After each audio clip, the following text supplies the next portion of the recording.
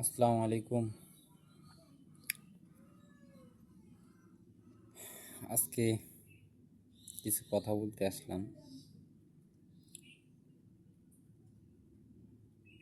এটাও একটা গুরুত্বপূর্ণ কথা, সবাই একটু মনোযোগ দিয়ে শুনবেন।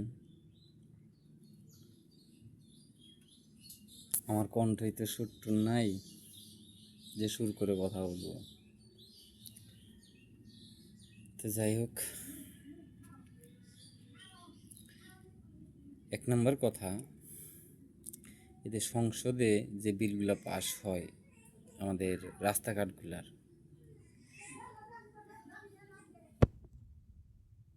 পাস হইতে সুন্দর কথা, জনগণের যাতায়াতের জন্য সুন্দর একটা তারা সুবিধার জন্য এই নিয়মগুলা করে সরকার থেকে, খুবই ভালো লাগে। সুন্দরকে সুন্দরই বলে মানুষ। সুন্দরটা যদি না হয়, তাহলে ওই সুন্দরের কোনো দাম আছে? আপনাদের বলেন তো। বাংলাদেশে এই যে যারা রাস্তাঘাট যারা এই কন্ট্রাক্টরের মাধ্যমে দেওয়া হয়, সেই কন্ট্রাক্টর কয় টাকা পায়? 100 টাকা যদি চার্জ করে, মানে সরকার সংসদ থেকে 100 টাকা নেয়, তার ভিতরে থেকে তাদেরকে কয় টাকা দেওয়া হয়? 10 টাকা? 90 টাকা কার পকেটে যায়? মানে ওদের নেতা কর্মীদের ভাগ ভাগ আছে, মানে এইরকম ভাবে চলে হয় না। আমি এখানে কন্ডাক্টরের দোষ দিব না, কন্ডাক্টরের লাইসেন্স বাতিল করে কীভাবে একটু বুঝি কথা বলি, তাহলে কন্ডাক্টরের বাজেট বাড়বে, আর যারা ভালো কন্ডাক্টর, প্রকৃতিও কন্ডাক্টর হবে, তাদের মান বাড়বে।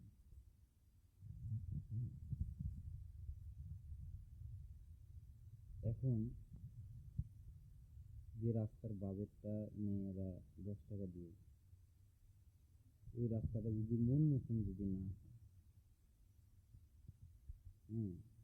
বা ওই কন্ডাক্টরেও যদি করতে যদি ব্যর্থ হয়, যে আসলে আমার খরচ হয়ে যাচ্ছে হলো 15 টাকা, আপনি 15 টাকায় চার্জ করেন, সমস্যা নেই, তাতে আমার গ্যারান্টি দিতে হবে রোডের উপরে, যে রোডটায় 100 বছর কি 50 বছরের আগে এই রোডে হাত দেওয়া লাগবে না। তাহলে কি প্রত্যেক বছরেই কি হলো ওই রোডে কি কাজ করা লাগবে? কন্ট্রাক্টররা সব কিছুই করতে পারে। 1 কোটি টাকা দামের বাড়িও সুন্দর মতন করতে পারে, আবার ওই 1 কোটি টাকার বাড়ি 1 লাখ টাকা দিয়েও করতে পারে।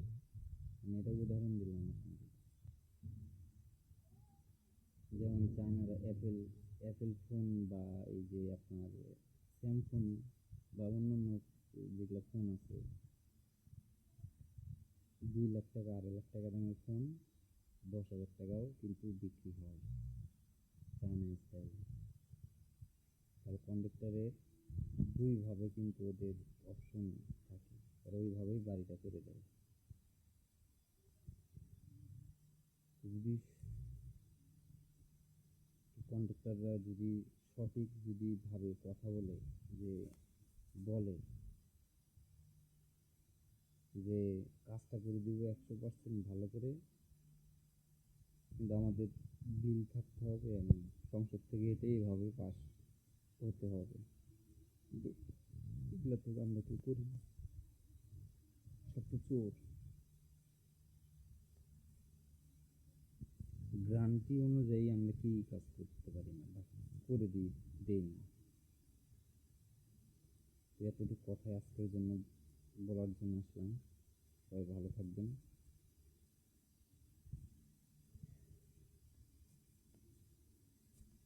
আসসালামু আলাইকুম।